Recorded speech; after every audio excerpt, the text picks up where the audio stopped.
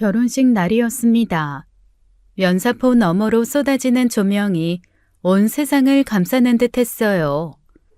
하객들의 박수 소리가 가슴 깊은 곳까지 올라왔죠.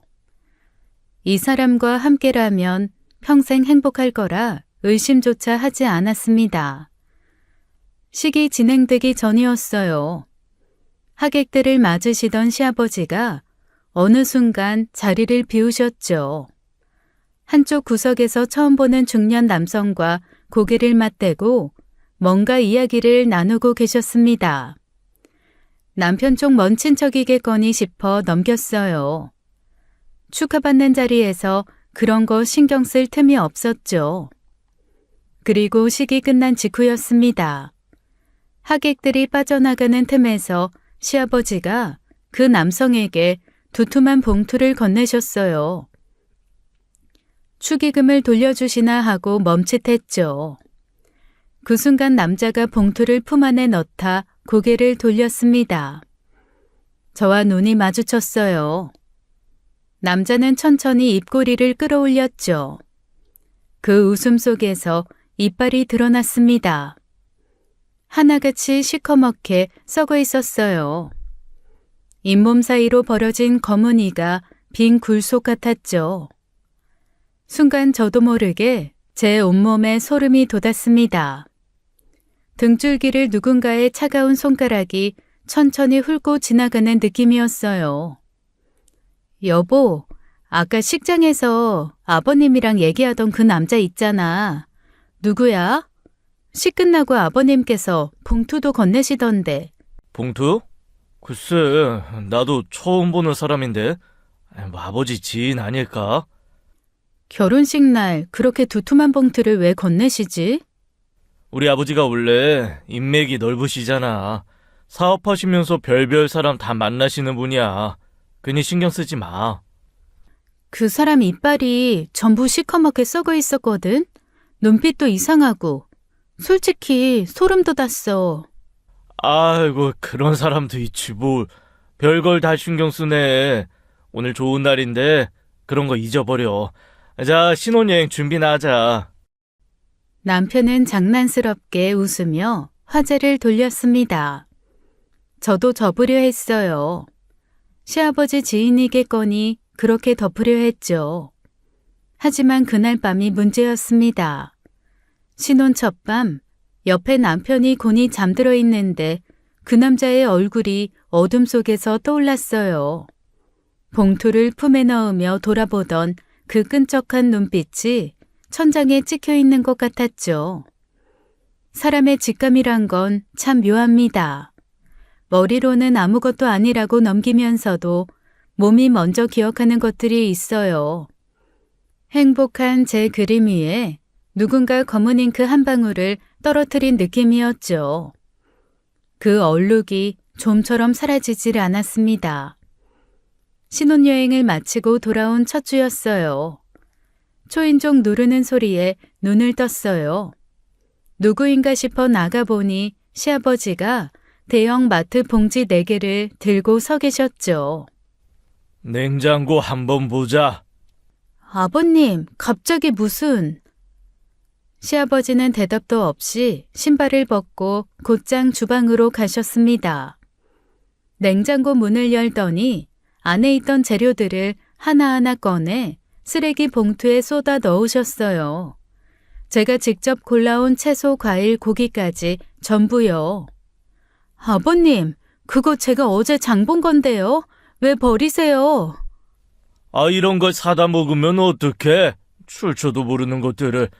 내가 가져온 걸로 채워놔라. 이게 제대로 된 거야. 출처도 모르는 거라뇨. 대형마트에서 산 건데요. 아버님이 가져오신 것도 똑같은 재료잖아요. 같은 게 아니야. 내가 아는 데서 받아온 거라 다르다고. 아, 쉰소리 말고 그냥 이거 먹어. 그 일이 한 번으로 끝났으면 그러려니 했을 겁니다. 하지만 매주였어요. 시아버지는 예고도 없이 오셔서 냉장고를 비우고 자기 것으로 채우셨죠. 제 집 냉장고가 제 것이 아닌 기분이 들었습니다. 신혼집인데 마치 시아버지의 관리구역 같았어요. 누군가의 집에 얹혀 사는 느낌이라고 해야 할까요? 그리고 그것만이 아니었습니다. 어느 날 시아버지가 검은 보자기에 쌓인 단지를 가져오셨어요. 뚜껑을 여는 순간 코를 찌르는 비릿한 냄새가 올라왔죠. 피비린내와 썩은 풀냄새가 뒤섞인 것 같았습니다. 오늘부터 이거 하루 3번 먹어라. 몸에 좋은 거야. 아버님, 이게 뭔데요? 어디서 지으신 건지는 알아야 먹든 말든 하죠. 몸에 좋다니까 먹으라고 뭘 이것저것 따져. 시아버지가 며느리 건강 챙기겠다는데 그게 그렇게 못 믿겠냐? 못마땅한 게 아니라 뭔지도 모르는 걸 어떻게 먹어요. 한의원 이름이라도 알려주세요. 알려주면 뭐 할 건데? 됐고 그냥 먹기만 해. 단 한 번도 정체를 밝히지 않으셨어요. 약이 아닌 것 같다는 직감이 들었죠. 약이라면 이렇게까지 숨길 이유가 없으니까요. 저녁에 남편에게 털어놓았습니다. 여보, 아버님이 정체를 알 수 없는 한약을 먹으래. 뭔지 물어봐도 대답도 안 하시고 냄새도 이상하고 나 이거 못 먹어. 아버지가 원래 건강에 예민하신 분이잖아. 몸에 좋은 거니까 그냥 먹으라는 거 아니까? 아버지가 해줄 게 없으니 그런 거라도 챙겨주시는 거지. 아니, 지금 그게 문제가 아니잖아. 뭔지도 모르는 걸 어떻게 먹냐고. 당신이라면 먹겠어? 그럼 아버지가 며느리한테 해로운 걸 주시겠어? 좀 맞춰드리자, 어른인데. 아버지가 워낙 무뚝뚝하셔서 그런 거야. 그 말이 입안에서 돌처럼 굴러다녔습니다. 맞춰드리자 라는 그 한마디가요. 신혼이라는 단어가 이렇게 차갑게 식을 수 있다는 걸 그때는 미처 몰랐죠. 그 와중에 생각지 못한 소식이 찾아왔습니다. 생리가 늦어 혹시나 싶어 검사를 했는데 2줄이 떴어요. 날짜를 거슬러 세어보니 신혼여행 때였죠. 허니문 베이비였습니다. 남편과는 아직 냉전 중이었어요. 시아버지 문제로 쌓인 벽이 좀처럼 녹지 않았죠. 하지만 이 소식만큼은 함께 나눠야 한다고 생각했습니다. 이게 화해의 다리가 되어줄 거라 믿었어요. 여보, 나 할 말 있어. 앉아봐. 뭔데? 나 임신이야. 신혼여행 때 된 것 같아. 진짜? 진짜야? 진짜로? 남편의 표정이 순식간에 풀어졌습니다. 굳어있던 눈가가 활처럼 휘었어요. 저를 번쩍 안아올리며 소리를 질렀죠. 와, 대박. 나 아빠 돼? 허니문 베이비라고? 야, 우리 진짜 잘 맞긴 하나 보다. 내려놔. 어지러워. 아직 초기니까 조심해야 해. 맞다. 미안. 근데 진짜 기쁘다. 수빈아, 고마워. 그 순간만큼은 진심으로 행복했어요. 이 사람과 다시 괜찮아질 수 있겠다 싶었죠. 하지만 그 행복은 채 하루를 버티지 못했습니다. 다음 날 아침 시아버지에게서 전화가 왔어요. 임신했다며? 네, 아버님. 어제 알았어요. 산부인과는 어디 다니고 있어? 집 근처에 있는 데로 가려고요. 거기 말고 내가 알아봐둔 데가 있다. 거기로 바꿔라. 주소 문자로 보내줄 테니까. 아버님, 산부인과는 제가 알아볼게요. 집에서 가까운 데가 편하기도 하고. 내가 알아본 데가 있다니까. 왜 이렇게 말을 안 들어? 일방적으로 전화가 끊겼습니다. 상의가 아니라 통보였어요. 제 몸인데, 제 아이인데 어디서 검진을 받을지조차 제가 정할 수 없었죠. 그리고 그날 저녁 시아버지는 한약단지를 2개나 들고 오셨습니다. 임신 초기가 제일 중요해. 이거 하루에 4번으로 늘려서 먹어라. 아이한테 좋은 거야.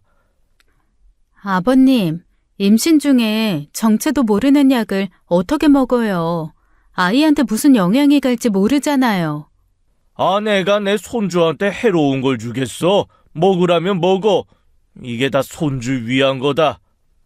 시아버지가 돌아간 뒤 저는 단지 2개를 전부 싱크대에 쏟아 부었습니다.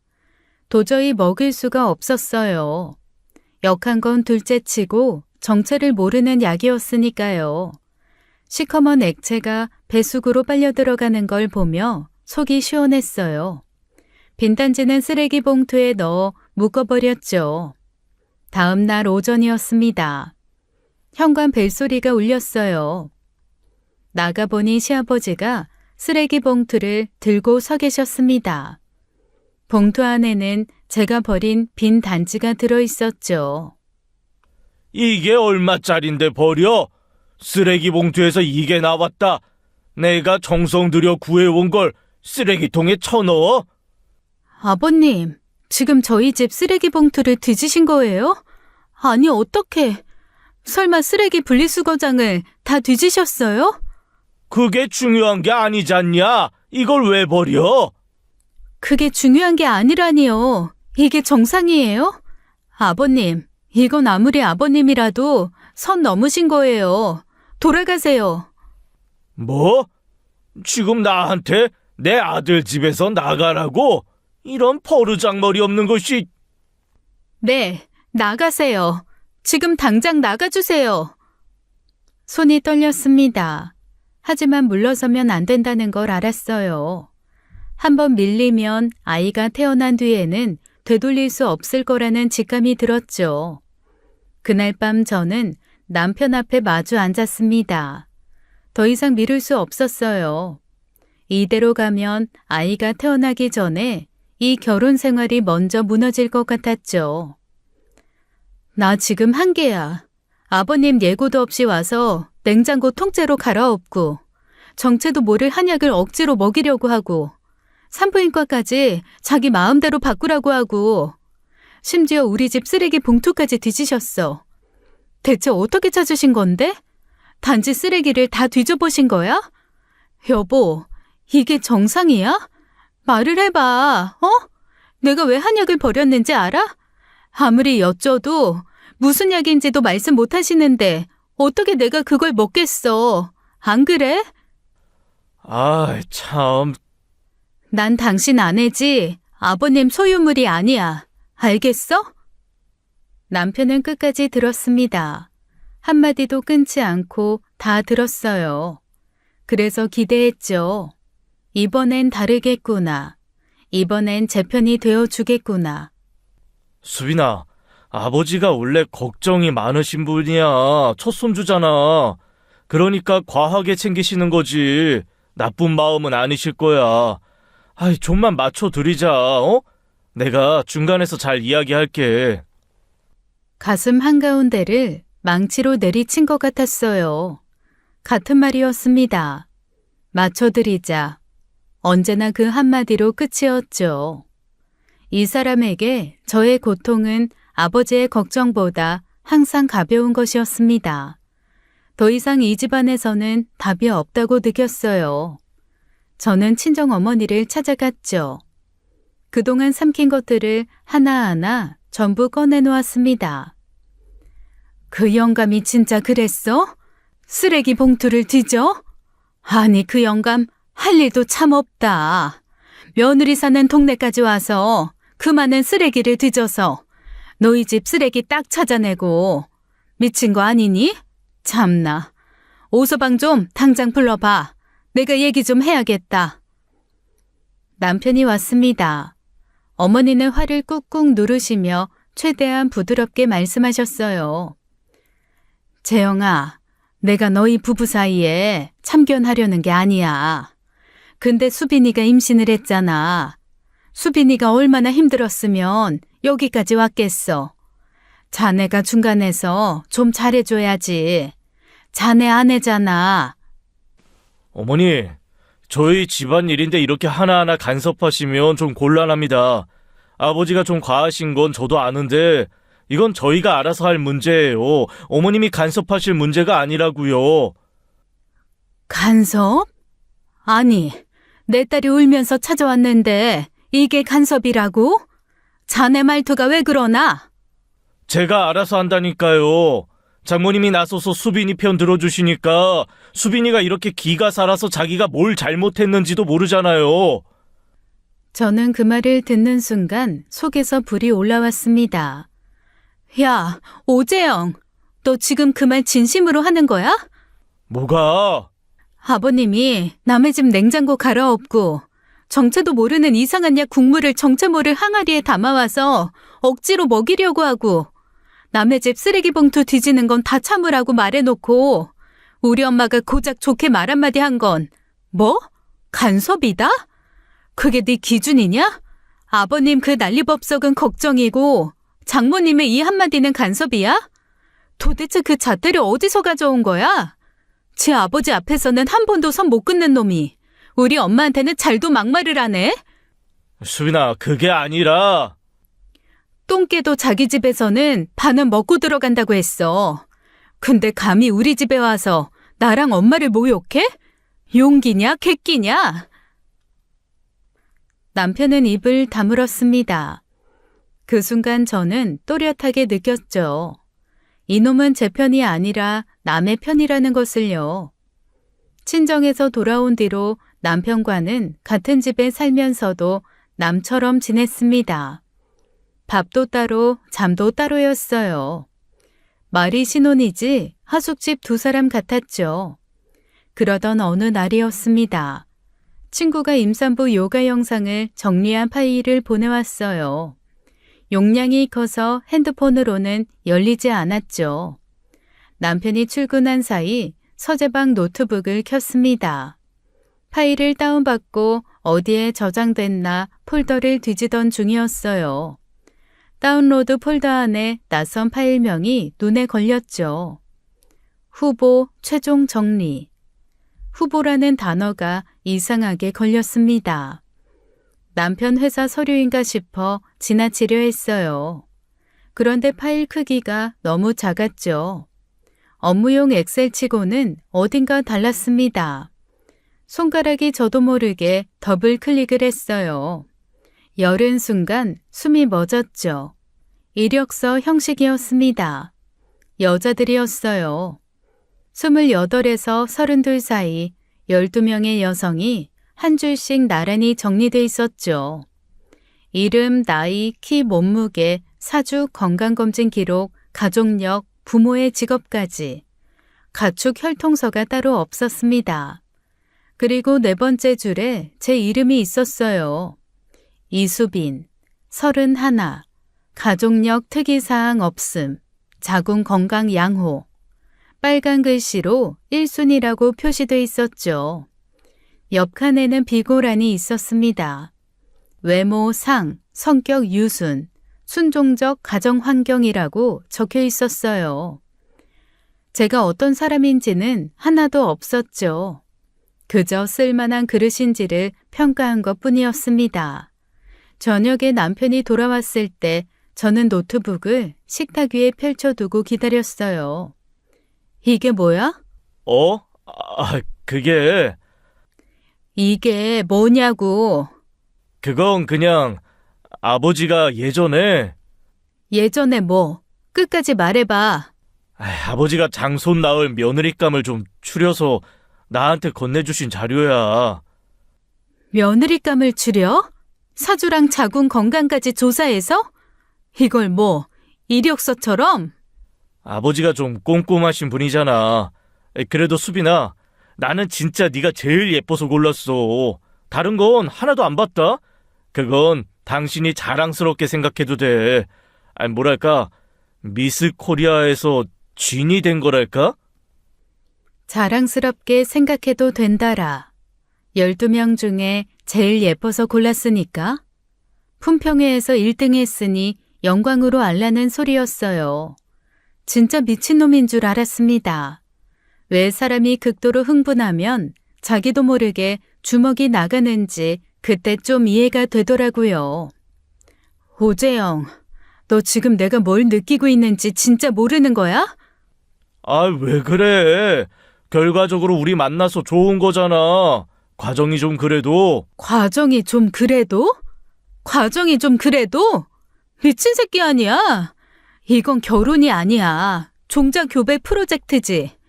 네 아버지가 암소 고르듯이 사주 보고 자궁 보고 가족력 따져서 골라낸 거잖아. 그걸 자랑스럽게 생각하라고? 너도 아버지도 진짜 미친 거 아니냐? 정신병자 새끼들 아니야? 에이, 수빈아, 진정하고. 이혼이야. 뭐? 이혼한다고. 나 이 미친 집안에서 하루도 더 못 살아. 야, 너 지금 임신 중이잖아. 감정적으로 그러지 말고. 감정적? 이 파일을 보고도 이성적으로 반응할 사람이 세상에 어딨어? 너네 아버지가 날 골라서 너한테 납품한 거잖아. 근데 감정적이지 말라고? 하지만 이혼이라니.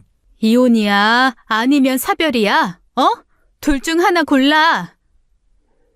남편의 입이 반쯤 벌어진 채 다치지 않았습니다. 저는 그 얼굴을 마지막으로 보며 생각했어요. 이 사람은 제가 왜 화가 났는지를 진심으로 모르는 거라고요. 그게 이 집안의 진짜 공포였죠. 이혼을 선언한 다음 날이었습니다. 짐을 정리하고 있는데 전화가 울렸어요. 시아버지였죠. 수빈아, 잠깐 보자. 드릴 말씀 없습니다. 한 번만 보자. 어디 있냐? 목소리가 평소와 달랐습니다. 부드러웠어요. 오히려 그게 더 소름이 돋았죠. 집이라고 하자 시아버지는 금방 오셨습니다. 거실에 앉자마자 갖고 온 서류 봉투를 꺼내놓으셨죠. 수빈아, 아버지가 생각 많이 했다. 이혼 이야기는 없던 걸로 하자. 대신 아버지가 너 걱정 없이 살게 해줄게. 아파트도 넓은 데로 옮겨줄 테고 생활비도 넉넉히 줄 테니까, 응? 재영이 잘못한 거는 이 아버지가 단단히 혼내놓을게. 저를 달래는 투였어요. 하지만 그 눈은 웃고 있지 않았습니다. 흥정하는 사람의 눈이었죠. 아파트가 문제가 아니에요. 저는 이혼 의사 확고합니다. 그 순간 시아버지의 표정이 벗겨졌습니다. 부드러움이 거치고 그 밑에 있던 날것이 드러났어요. 좋게 말할 때 들어. 내 손주 뱃속에 놓고 이혼? 그건 절대로 안 돼. 너 이혼하면 내가 가만 안 놔둬. 가만 안 놔두시면 어쩌실 건데요? 너 이혼하고 혼자 되면 그때는 진짜 끝이야.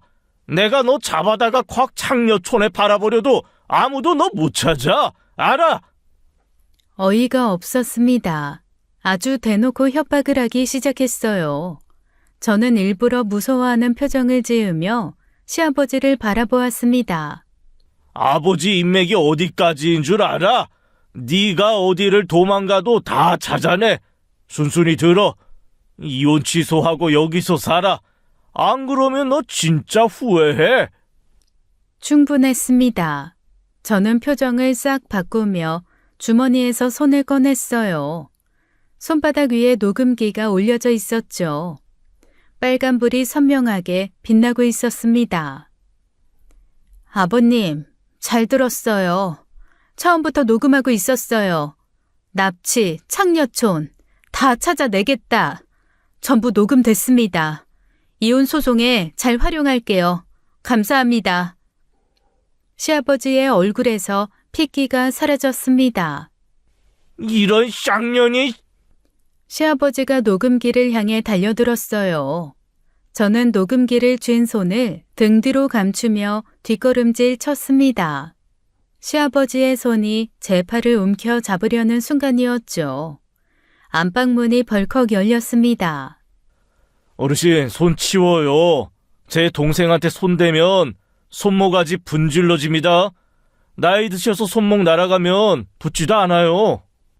오빠가 시아버지의 팔을 한 손으로 잡아 꺾었어요. 시아버지는 오빠의 힘에 눌려 그 자세 그대로 굳어버렸죠.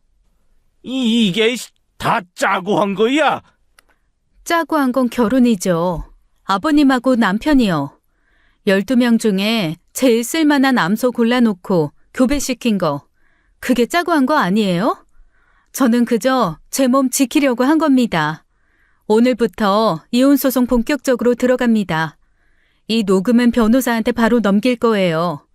다시는 저한테 연락하지 마세요. 아, 그리고 아버지 하지 마세요. 당신이 왜 내 아버지야? 기분 더럽게. 시아버지는 오빠에게 붙잡힌 채 아무 말도 못했습니다. 항상 세상을 제 것처럼 휘두르려던 사람이 2뼘짜리 녹음기 앞에서 한없이 작아진 거죠. 이혼 소송이 시작되었습니다. 남편 측은 만만하지 않았어요. 시아버지가 준비한 변호인단 3명이 나란히 앉아 있었죠. 하지만 그들의 전략은 단순했습니다. 저를 임신 중 정서불안을 겪은 부적절한 아내로 모는 것이었어요. 호르몬 변화로 인한 피해 망상, 과대 해석, 감정 조절 장애, 임신한 여자의 말을 믿을 수 없다는 틀에 저를 끼워 맞추려 했죠.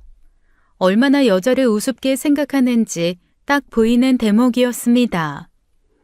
시아버지다웠어요. 여자라서 임신했으니까 예민한 거라고. 그 낡은 무기를 법정에까지 들고 온 거였어요. 3명이나 되는 변호사가 달라붙어서 하는 일이 고작 임산부 몰아가기라니요. 돈 받고 하는 일이 이것밖에 안 되나 싶었죠. 하지만 저에게도 무기가 있었습니다. 시아버지가 직접 내뱉은 납치, 창녀촌 협박 녹취록, 남편 노트북에서 확보한 12명의 며느리감 선별자료, 정체불명의 한약을 강제로 먹이려고 했던 정황 증거와 사진, 하나하나 법정에 제출할 때마다 상대 변호인단의 얼굴이 굳어갔어요. 3명이 나란히 앉아 있어도 녹취록 한 방에 입을 닫더라고요. 비싼 양복이 무색하게 말이죠. 판결은 명확했습니다. 법원은 저의 양육권을 전면 인정했어요. 남편의 기망에 의한 혼인 취소 청구도 받아들였죠. 12명 중에 골랐다는 그 자랑스러운 선택이 법 앞에서는 사기가 된 겁니다. 법원을 나서는데 시아버지가 로비에 서 계셨어요. 판결 결과를 전해 들었는지 얼굴이 돌처럼 굳어 있었죠. 저와 눈이 마주쳤지만 아무 말도 하지 못했습니다. 할 수 있는 말이 없었을 거예요. 법 앞에서는 인맥도 협박도 돈도 소용없다는 걸 처음 알았을 테니까요. 저는 불러온 배를 2손으로 감싸 안고 법원 계단을 내려왔습니다. 몇 달 후 아이가 태어났어요. 아들이었어요. 세상에서 가장 작은 손이 제 손가락을 쥐던 순간 그동안의 모든 것이 의미가 있었구나 싶었죠. 저는 전 남편 쪽에서 절대 찾을 수 없는 곳으로 떠났습니다. 오빠가 수소문해서 구해준 작은 아파트였어요. 전 남편은 물론이고 시아버지의 인맥으로도 닿을 수 없는 곳이어야 했죠. 아는 사람 하나 없는 동네에서 아이와 둘만의 생활이 시작되었습니다. 낯설었지만 아무도 저를 모른다는 사실이 오히려 안전하게 느껴졌어요. 누구의 며느리도 누구의 아내도 아닌 그냥 한 아이의 엄마로 살 수 있다는 게 이렇게 편한 거였죠. 아이가 100일을 넘기고 예방접종 시기가 되었습니다. 동네 소아과 대기실에서 순서를 기다리고 있는데 옆자리에 앉은 남성이 말을 걸어왔어요. 아이고, 몇 개월 됐어요. 잘생겼다. 건강해 보이고. 감사합니다. 저도 비슷한 또래 아들 키우는 싱글 아빠예요. 혼자 키우다 보니 소아과도 병원도 제가 다 다녀야 해서. 아이 아빠는 안 오셨어요? 웃으며 말하는데 어딘가 자연스럽지 않았어요. 처음 보는 사람이 굳이 싱글 아빠라는 정보를 흘리고 아이 아빠 유머까지 물어보는 게 이상했죠. 하지만 그때는 그냥 말 많은 아저씨겠거니 싶어 넘겼습니다. 며칠 뒤 마트에서 장을 보고 있는데 누군가 옆에 섰어요. 여기서도 만나네요. 저 소아과에서 인사드렸던 사람이에요. 반갑다. 아이 분유 뭐 먹여요? 저도 요즘 이거 먹이는데 괜찮더라고요. 친한 척이 지나쳤습니다. 등이 서늘했어요. 수학과와 이 마트는 걸어서 20분 거리였죠. 동네가 같을 수도 있지 하고 억지로 넘겼습니다. 그 다음 주 아이를 데리고 공원 산책을 하고 있었어요. 벤치에 그 남자가 앉아 있었죠. 제가 오는 걸 보고 손을 흔들었습니다. 우리 인연인가 봐요. 어딜 가도 만나네. 날씨 좋은데 아이 데리고 나오셨구나. 같이 산책할까요? 인연이라고 했어요. 하지만 수학과 마트, 공원, 전혀 다른 세 곳에서 같은 사람을 만날 확률이 얼마나 되겠습니까? 우연은 두 번 가지라고 생각합니다. 세 번째부터는 의도죠. 저는 웃는 척 인사를 받으며 핸드폰을 꺼냈어요. 남자 얼굴을 몰래 찍었죠. 공원 입구에 세워진 검은 세단의 번호판도 함께 찍어두었습니다. 아무도 모르는 동네에 왔는데 누군가가 저를 알고 있는 것 같았어요. 그게 가장 무서웠죠. 이 평화가 진짜가 아닐 수도 있다는 생각에 그날 밤 아이를 안고 잠드는데 손이 떨렸습니다. 그 남자는 공원에서 마주친 뒤로도 계속 나타났어요. 이번에는 아이 이유식 매장이었죠. 또 만났네요. 이거 진짜 인연인가 봐. 그만하세요. 저는 돌아서지 않고 정면으로 쏘아보았습니다. 수학과 마트, 공원, 이제 여기까지? 아저씨, 저 따라다니는 거죠? 한 번만 더 나타나면 경찰에 스토킹으로 신고합니다. 남자의 표정이 달라졌어요. 그동안 쓰고 있던 친근한 웃음이 벗겨지더니 밑에서 전혀 다른 얼굴이 나왔죠. 차분하고 계산적인 눈이었습니다. 경찰까지 가진 맙시다. 저도 괜히 이러는 거 아니에요. 커피 한 잔만 하시죠. 솔직하게 이야기하겠습니다. 거절하려다 멈췄어요. 이 사람이 누구인지 알아야 했죠. 어차피 거절해도 이 남자는 멈추지 않을 테니까요. 저는 사람 많은 카페를 골라 자리에 앉았습니다. 핸드폰을 테이블 위에 올려두었어요. 녹음 버튼은 이미 눌러둔 뒤였죠. 단도직입적으로 말씀드리겠습니다. 오병건 회장님이 보내셨습니다. 심장이 쿵 내려앉았어요. 오병권, 제 전 시아버지였습니다. 회장님 뜻은 이렇습니다. 아이를 넘기시면 어머님 평생 생활비를 보장하시겠다고 했습니다. 여기에 더해서 3억을 일시불로 드리겠다고요. 나쁜 조건 아니지 않습니까? 3억이요? 요즘 3억으로 지방에 아파트 하나 사기 힘듭니다. 그 어처구니 없는 금액이 제 아들 값이었어요. 아저씨가 처음부터 싱글 아빠라고 한 것도 소아과에서 말 건 것도 전부 저한테 접근하려고 짠 거였군요. 비즈니스입니다. 감정적으로 받아들이실 필요 없어요. 비즈니스라고 했습니다. 제 아이를 사고 파는 거래를 비즈니스라고 부르는 사람이 눈앞에 앉아 있었어요. 구역질이 올라왔죠. 하지만 그보다 더 소름이 끼치는 건 따로 있었습니다. 저는 분명 아무도 모르는 동네로 왔는데 절 찾아냈다는 거였어요. 제가 어디 사는지, 어느 소아과를 다니는지, 어느 마트에서 장을 보는지 전부 알고 있었던 거죠. 뒷조사를 한 겁니다.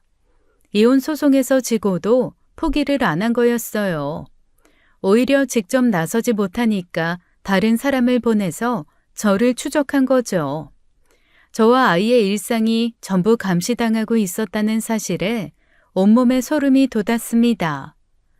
됐습니다. 관심 없어요. 아들은 제 아들이에요. 얼마를 준다고 해도 답은 같습니다. 한 번만 더 생각해 보세요. 3억이면 인생 편해집니다. 여기 연락처 두고 갈 테니 마음 바뀌시면 연락 주세요. 남자는 명함을 테이블 위에 밀어두고 자리를 떴습니다. 저는 그 명함을 한참 내려다보았어요. 이름도 직함도 없이 전화번호 하나만 적혀 있었죠. 카페 밖으로 사라지는 남자의 뒷모습을 보며 생각했습니다. 이건 끝이 아니라 시작이라는 걸요. 카페를 나온 직후 오빠에게 전화했습니다. 오빠, 전 남편이 나 찾은 것 같아. 전 시아버지가 사람을 보냈네. 어이가 없는 게 아이 넘기면 3억 주겠대. 뭐? 그 미친 영감이 아직도 정신을 못 차렸어? 녹음은 했어? 당연하지. 오빠 동생이 누군데. 그래, 잘했어. 내가 정도한테 연락해둘게. 변호사 도움 필요할 거야. 다음 날 오빠와 함께 경찰서를 찾았습니다. 그 남자가 접근한 경위, 4차례에 걸친 우연인 척한 만남, 카페에서의 대화 내용을 전부 진술했어요. 녹음 파일과 몰래 찍어둔 사진, 차량 번호까지 함께 제출했죠. 경찰은 진술을 받으며 표정이 점점 심각해졌습니다. 그 주에 오빠 친구인 박정도 변호사를 만났어요. 서류를 훑어보던 정도 오빠 눈이 점점 날카로워졌죠. 녹음 들어봤어. 이건 단순한 회유가 아니야. 아이를 금전 대가로 넘기라는 건 아동 매매 시도에 해당해. 명백한 범죄 행위라고. 그 사람만 처벌되는 건가요? 아니지. 그 사람을 보낸 배우가 핵심이지. 오병건 씨가 지시한 거니까 전 시아버지를 고소하면 돼. 전 남편도 공모 가능성이 있으니까 조사 대상에 올라갈 거고. 정도야, 접근 금지 명령도 가능해? 당연하지. 이혼 후에도 사람을 보내서 추적하고 아이 매매를 시도한 건데 접근 금지 사유로는 이것보다 확실한 게 없어. 바로 신청할게. 변호사 정도 오빠는 곧바로 움직였어요. 전 시아버지와 전 남편을 상대로 스토킹 처벌법 위반, 아동복지법 위반 혐의로 고소장을 접수했죠. 동시에 접근금지 명령도 신청했습니다. 제 거주지를 불법으로 탐지한 것, 제3자를 동원해 아이를 금전 거래하려고 한 것, 모든 정황이 빠짐없이 들어갔어요. 열흘 뒤 접근금지 명령이 떨어졌습니다. 법원 결정문을 손에 쥐었을 때 비로소 숨이 트이는 기분이었어요. 이제 그 사람들은 저와 아이 근처에 얼씬도 못하게 된 거죠. 하지만 정도 오빠 표정은 밝지 않았습니다. 수빈아, 솔직히 말하면 접근 금지 명령은 받아냈지만 상대가 이 정도에서 멈출 사람들은 아닌 것 같아. 돈으로 안 되면 다른 수를 쓸 거야. 법안에서 안 되면 법을 비틀어서라도 올 거라고. 다음 공격이 올 거야. 대비해야 해. 안심은 사치였어요. 한 발 막으면 다른 쪽에서 파고드는 사람들이었죠. 정도 오빠 말이 맞았습니다. 그 사람들은 멈출 줄 모르는 사람들이었으니까요. 저는 그날부터 아이와 관련된 모든 서류, 통화기로 주변에서 접촉한 사람들의 내역을 하나하나 빠짐없이 기록하기 시작했습니다. 접근금지 명령이 떨어진 뒤 한동안 조용했어요. 연락도 접근도 아무 일도 없었죠. 그게 오히려 불안했어요. 저 사람들이 이대로 물러날 리 없다는 걸 알고 있었으니까요. 폭풍 전에 고요라는 말이 있잖아요. 딱 그랬습니다. 그리고 예감은 틀리지 않았습니다. 어느 날 정도 오빠에게서 전화가 왔어요. 수빈아, 안 좋은 소식이야. 오재영이 양육권 재소송을 제기했어.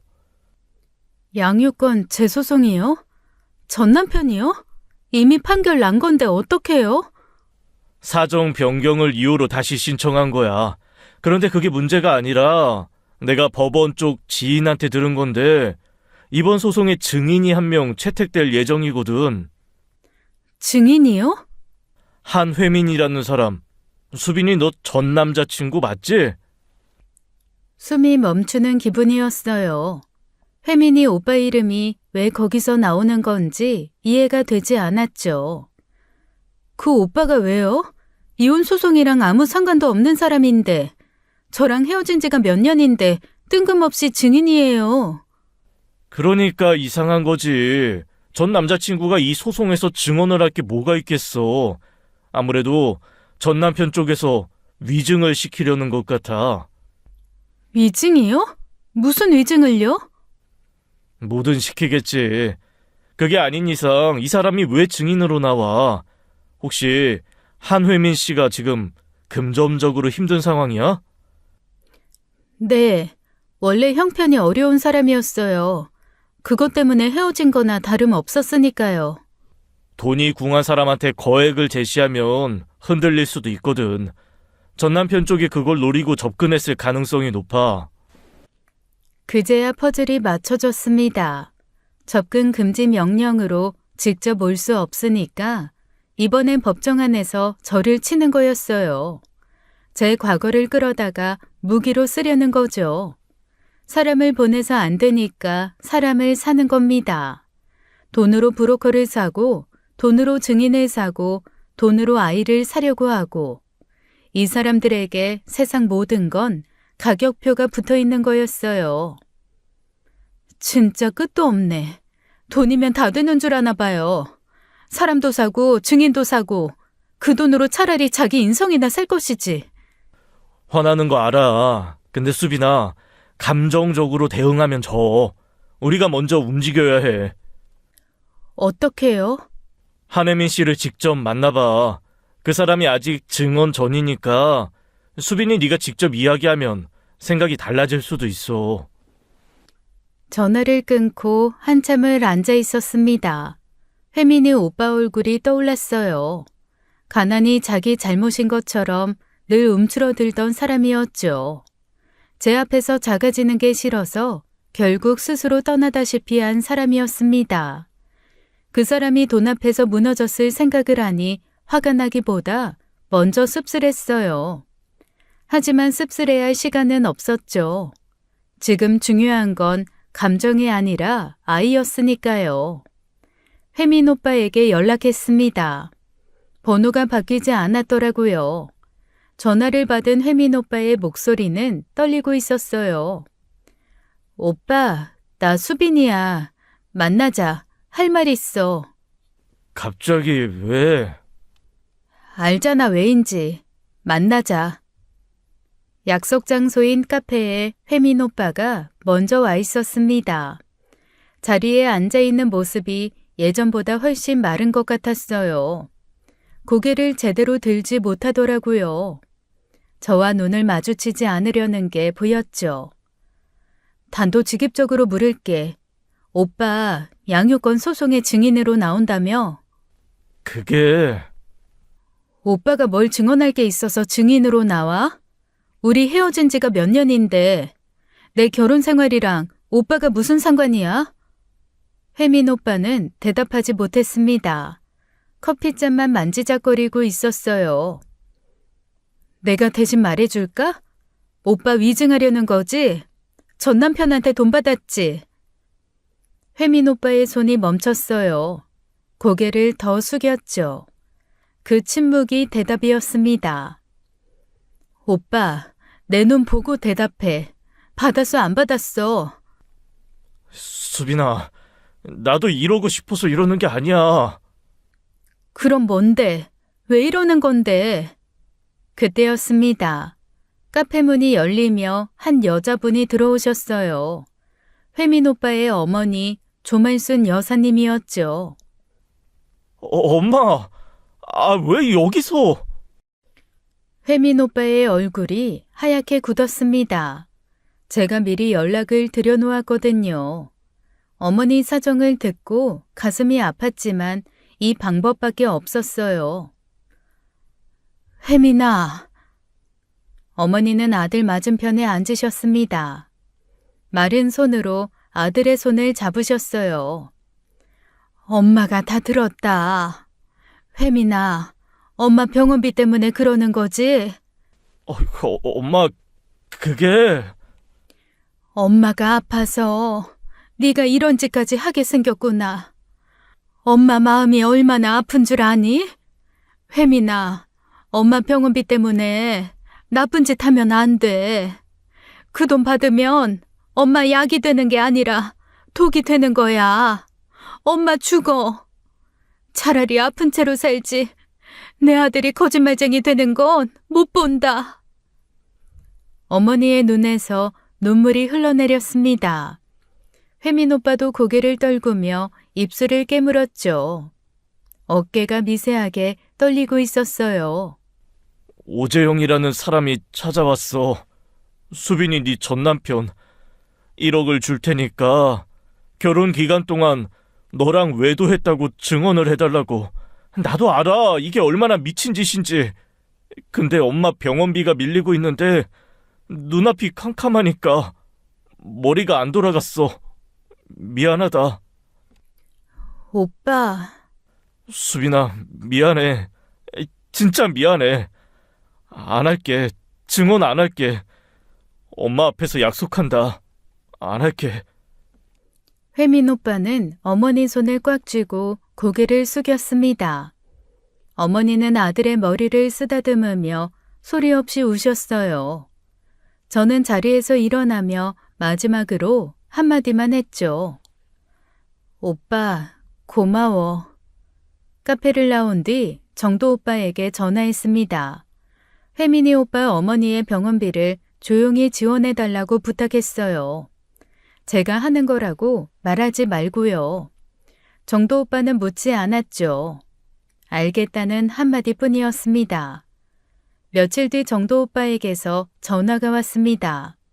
목소리에 웃음이 섞여 있었어요. 수빈아, 사무실로 와봐. 손님이 왔어. 손님이요? 와 보면 알아. 빨리 와. 사무실에 도착하니 혜민 오빠가 소파에 앉아 있었습니다. 예상 못한 방문이었어요. 혜민 오빠는 저를 보자 자리에서 벌떡 일어났죠. 수빈아, 나 이거 전해주려고 왔어. 혜민이 오빠가 꺼낸 건 핸드폰이었습니다. 녹음 파일이 재생되었어요. 전 남편의 목소리가 흘러나왔죠. 환혜민 씨 간단합니다. 결혼 기간 동안 수빈이랑 만났었다고 증언만 해주시면 돼요. 뭐 한 두어 번 관계했었다고 해주시고요. 1억이면 되겠죠? 증언 끝나면 바로 입금합니다. 사무실이 조용해졌습니다. 정도 오빠가 녹음을 끝까지 듣고 나서 의자에 등을 기대며 웃었어요. 이거 직접 녹음한 거예요? 이 집안 며느리였던 사람도 녹음하고 며느리 전 남자친구도 녹음하고 오재영이라는 사람 주변에서 녹음 안 하는 사람이 없네. 본인만 모르는 거야 그걸. 저도 모르게 웃음이 터졌어요. 혜민이 오빠도 멋쩍게 웃었죠. 오빠, 근데 진짜 왜 녹음한 거야? 처음엔 돈 받으려고 한 거 아니었어? 솔직히 그때는 눈앞이 캄캄해서 흔들렸어. 근데 아무리 생각해도 이건 아니더라고. 수빈이한테 그런 누명을 씌우는 건 사람이 할 짓이 아니잖아. 그래서 혹시 몰라서 녹음은 해뒀어. 내가 이걸로 뭘 할 수 있을지 몰랐는데 엄마 만나고 나서 결심했어. 이거 수빈이한테 갖다 주자고. 혜민이 오빠의 눈이 빨개져 있었습니다. 가난 때문에 늘 움츠러들던 사람이었지만 이 순간만큼은 누구보다 단단해 보였어요. 오빠, 고마워. 진짜 고마워. 고맙긴. 내가 미안한 거지. 흔들린 것 자체가 미안해. 그리고 수빈아, 어머니 병원비 정도 변호사님한테 들었어. 그건 내가 꼭 갚을게. 그 이야기는 나중에 해. 됐어. 정도 오빠는 녹음 파일을 확보하고 바로 움직였습니다. 위증교사 증거를 법원에 제출했어요. 전 남편이 직접 찾아가 금전을 제시하며 거짓 증언을 요구한 육성이 고스란히 담겨 있었죠. 결과는 빠르게 나왔습니다. 법원은 전 남편의 위증교사 행위를 근거로 양육권 재소송을 기각했어요. 재판부는 소송 자체가 부당한 목적으로 제기되었다고 판단했죠. 기각에 그치지 않았습니다. 전 남편은 위증교사 혐의로 형사 고소를 당했어요. 그리고 수사 과정에서 전 시아버지가 배우로 지목되었죠. 브로커를 보내 아이 매매를 시도한 것, 양육권 재소송을 기획한 것, 위증교사를 지시한 것, 전 시아버지의 손가락이 닿지 않은 곳이 없었습니다. 부자의 공모 정황이 하나둘 드러나기 시작한 거였어요. 정도 오빠가 결과를 전해주며 말했습니다. 수빈아, 이번엔 진짜 무너진다. 부자가 같이. 그 말을 듣는 순간 가슴 한가운데서 뜨거운 것이 차올랐어요. 두려움도 분노도 아닌 것이었죠. 끝이 보이기 시작한다는 감각이었습니다. 재판이 시작되었습니다. 전 남편은 처음에 전 시아버지와의 공모를 부인했어요. 자신은 아버지의 지시를 따랐을 뿐이라며 선을 그으려 했죠. 하지만 증거는 거짓말을 하지 않았습니다. 브로커에게 건넨 금전 내역, 혜민 오빠를 직접 찾아가 위증을 교사한 녹취록, 접근 금지 명령 이후에도 제3자를 통해 저를 추적한 정황, 전부 전 남편의 손을 거친 것들이었어요. 아버지 탓으로 돌리기엔 본인의 지문이 너무 많이 묻어 있었습니다. 수사가 깊어지자 부자 사이에 금이 갔어요. 서로를 방패막이 삼으려다 함께 무너진 겁니다. 판결은 한 사람씩 내려졌어요. 먼저 브로커, 스토킹 범죄처벌법 위반, 아동복지법 위반, 아동매매 시도 혐의가 모두 인정되어 징역 1년 실형이 선고되었어요. 싱글아빠인 척 웃으며 다가오던 그 얼굴이 떠올랐죠. 비즈니스라고 했던 입으로 이제는 변명조차 하지 못하게 된 겁니다. 다음은 전 남편이었어요. 위증교사죄, 스토킹 범죄처벌법 위반, 접근금지 명령 위반, 징역 3년 실형이 선고되었죠. 양육권은 영구 발탁되었습니다. 12명 중 제일 예쁘다며 저를 골랐던 사람이 이제는 자기 아들 얼굴조차 볼 수 없게 된 거예요. 마지막은 전 시아버지였습니다. 위증교사 배우 지시, 협박죄, 스토킹 범죄처벌법 위반, 징역 2년에 집행유예 3년이 선고되었어요. 실형은 아니었죠. 솔직히 가벼운 처벌이라고 생각했습니다. 이 모든 것을 설계하고 지시한 사람이 집행유예라니요. 아무래도 고령인 점을 재판부에서 감안한 것 같았습니다. 정관 변호사를 쓴 것도 이유가 될 수 있고요. 정도 오빠가 말했어요. 실형이 아닌 게 아쉽겠지만 집행유예 3년이면 그 기간 동안 숨도 제대로 못 쉬어. 한 발짝만 잘못 디뎌도 바로 감옥이야. 사실상 족쇄를 찬 거나 다름없어. 법원을 나서며 하늘을 올려다봤습니다. 구름 한 점 없이 맑았어요. 오래전 결혼식 날 면사포 너머로 보이던 조명보다 훨씬 밝은 빛이었죠. 그때의 행복은 누군가가 설계한 것이었지만 오늘의 빛은 제가 직접 쟁취한 것이었습니다. 그해 겨울이었어요. 판결 이후 모든 것이 정리된 줄 알았어요. 전 남편은 감옥에, 브로커도 감옥에, 전 시아버지는 집행유예라는 족쇄를 찬 채 조용히 살고 있을 거라 생각했죠.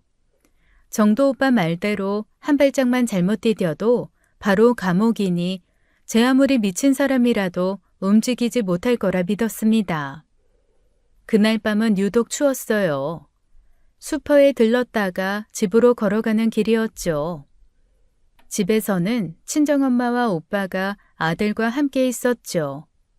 골목에는 사람이 없었습니다. 가로등 불빛만 희미하게 바닥을 비추고 있었어요. 아파트 단지 입구 근처에 도착했을 때였죠. 뒤에서 누군가가 달려들었습니다. 목이 졸렸어요. 굵고 마른 팔이 제 목을 감아 조이는 느낌에 숨이 끊길 것 같았죠. 다 네 때문이야. 재영이가 감옥을 간 게 다 니년 때문이라고. 내 손자 내놔. 내 손자 내놓으라고. 귀에 직접 꽂히는 목소리였습니다. 전 시아버지였어요. 집행유예 중인 사람이 여길 어떻게 찾아왔는지 생각할 겨를도 없었죠. 목을 조이는 힘이 점점 세졌습니다. 숨을 쉴 수가 없었어요. 시야가 점점 좁아지기 시작했죠.